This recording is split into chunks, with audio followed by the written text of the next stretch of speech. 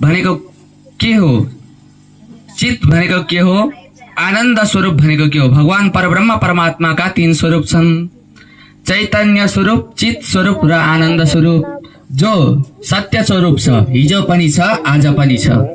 त्यसलाई के भनिन्छ भन्नुस् त? सत्य स्वरूप। चित भनेको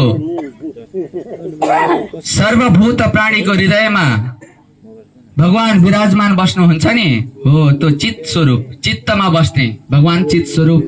जस्तै आनन्दमा रम्ने, जतिखेरै पनि हामीलाई आनन्द छ भनेर भन्नु हुँदैन सज्जनवृन्द। आनन्दमा रम्ने भगवान तीन स्वरूप। र श्रीकृष्ण भगवानले के गर्नुहुन्छ त भन्दा विश्वोत्पत्त्यादि हेतवे, विश्वलाई स्थिति सम्हार पालन गर्नुहुन्छ।